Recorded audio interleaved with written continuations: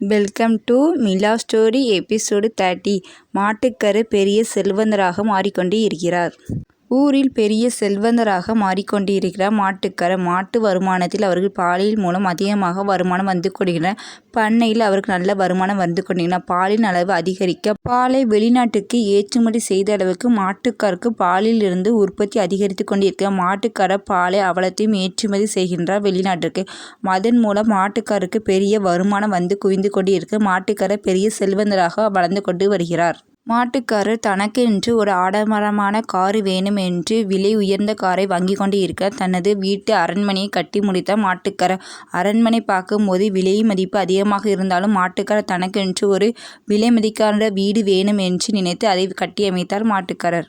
மாட்டுக்காரர் சந்தைக்கு சென்று பார்ப்போம், போய் ரொம்ப நாள் ஆனது மாதிரி தெரியுது என்று மாட்டுக்காரர் குதிரை வண்டியில் சந்தைக்கு செல்கிறார்.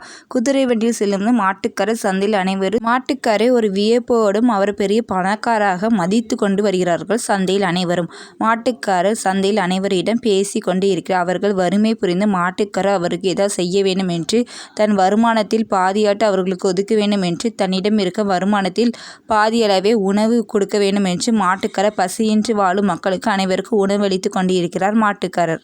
ஏழை எளியோர் மக்களுக்கு உணவளிக்கும் போது மாட்டுக்காரர் நானும் இதே போன்ற ஒருவேளை உணவுக்கு ரொம்பவும் கஷ்டப்பட்டேன் என்று மக்களுடன் பேசிக்கொண்டு உணவளித்து கொண்டு இருக்கிறார்.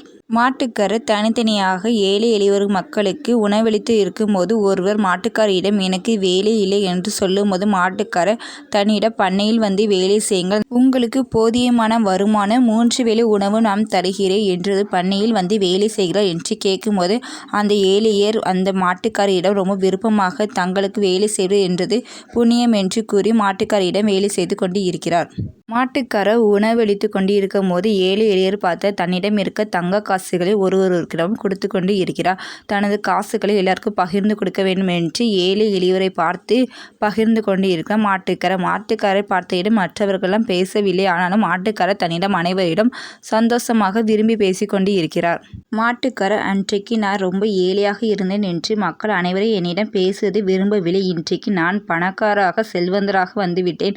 ஆனாலும் மக்கள் இன்றைக்கு என்னை பேச மறுக்கார்கள் என்று என்ன காரணம் என்று பார்த்தால் அதிகம் பணம் இருந்தாலும் பேச மறுக்கார்கள், குறைவான பணம் இல்லை என்றாலும் பேச மறுக்கார்கள். இது என்ன மக்கள் வாழ்க்கை என்று அவர் யோசனையில் இருந்து கொண்டு இருக்கிறார். சந்தையில் செல்லும் வழியில் அவருக்கு பிடித்தமான ஒன்றை அன்று ஏழையாக இருந்தபோது அவர் நாய்க்கு உணவளித்து அந்த நாய் அவரை பார்த்து கண்காணித்து கொண்டு இருந்தது.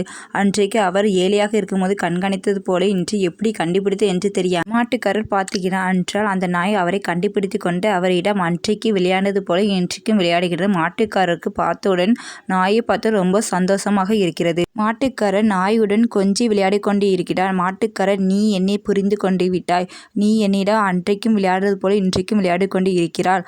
ஆனால் மக்கள் என்னிடம் ஏழையாக இருக்கும்போது பேசவில்லை, பணம் வந்த பிறகு என்னிடம் பேச பயம் வருகிறது அவர்களுக்கு. இதான் மக்களின் மனநிலை போல என்று மாட்டுக்காரர் நாயுடன் கொஞ்சி விளையாடி கொண்டு நீ என்னோட வீட்டுக்கு வா என்று மாட்டுக்காரர் சந்தையில் இருந்த அந்த நாய்க்குட்டியை வீட்டுக்கு தன்னிடம் காரில் அரண்மனைக்கு எடுத்து செல்கிறார் மாட்டுக்காரர்.